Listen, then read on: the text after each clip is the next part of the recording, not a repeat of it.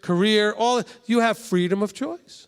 I've had to talk to a few people lately where I've had to say, you can be anything. Well, I don't know. Well, all right, you can say that and do whatever, but I'm telling you, you can do anything. You can. Some things will come more easily than others. I'll give you an example. I went to a homeschool conference or something where they had some class, they had breakout sessions all over the place in a big room. We could buy a bunch of stuff for homeschooling. So I went to see the guy who does a math program, okay? And he was talking about how, he was always obsessed with math, loved math. His son was great at math, but his son didn't like math. He's great at it, had the same gift his father had, but his son wanted to sing. He said, you don't understand, my son could not sing his way out of a box. He couldn't sing anything. He couldn't keep nothing in tune. But he wanted to sing. And so his son would come home every day after school and practice and read up on, find videos, get on YouTube, whatever it was. I don't think it was YouTube back then, whatever it was. But he practiced and pursued it. And it was not his natural gift to do. But after all those years of doing it, the guy now teaches singing in a high school or in a college or something like that. See, you don't actually have to have a natural talent for something. You have to want it. You have to want it and love it. And doing what you love, because some people say, that certain things stress them and overload them, but that's because it's something you don't love. You can spend hours and hours working very physically hard or mentally hard on something you love, and it won't feel stressful. Okay?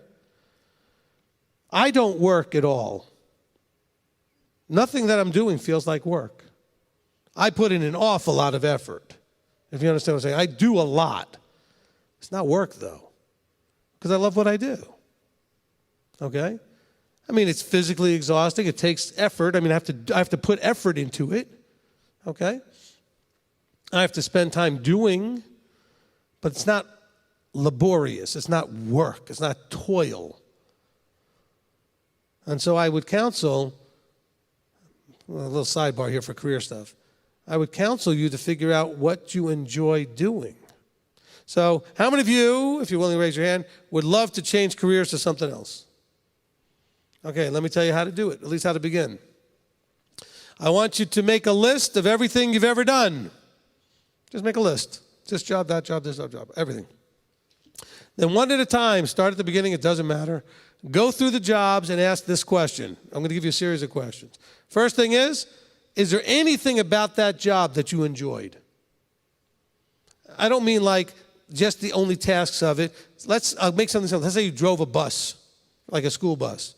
Okay, I didn't like driving, but maybe you liked the kids. You liked that you had kids in the bus, you like being around kids. Or maybe you didn't like kids, but you liked the driving. Then maybe you see what I'm saying?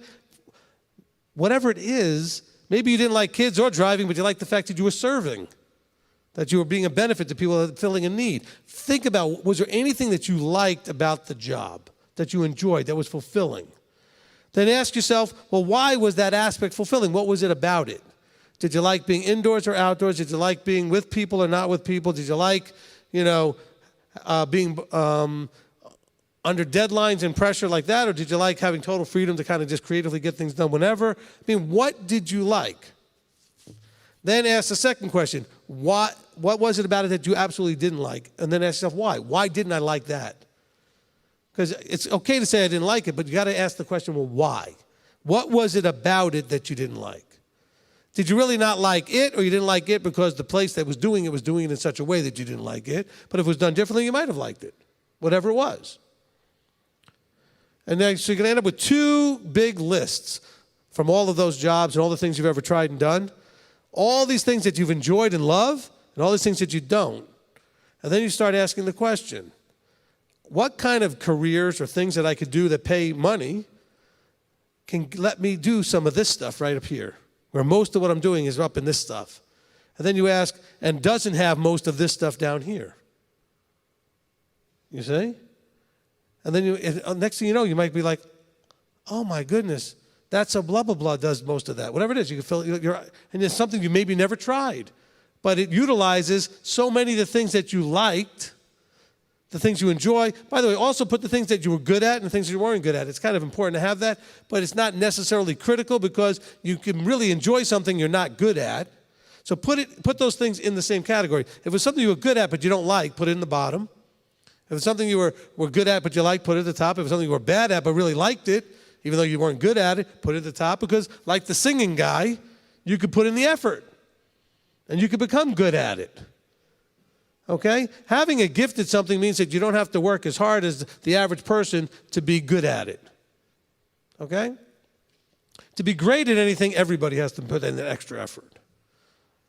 But to be naturally able to pick up, look, there's some people that just sit down and pick up an instrument, and the next thing you know, they're playing it within seconds. Other people, you could teach them for months. They still can't figure out how to, do a chord or play, whether it's guitar or keyboard or whatever. It's not their natural talent.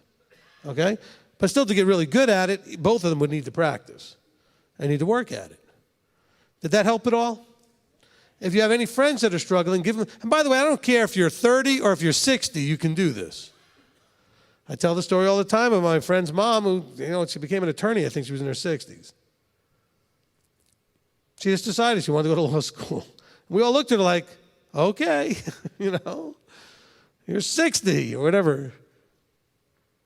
Well, now she's in her 80s, and she's been an attorney for 20 years, so she's been happy. All right?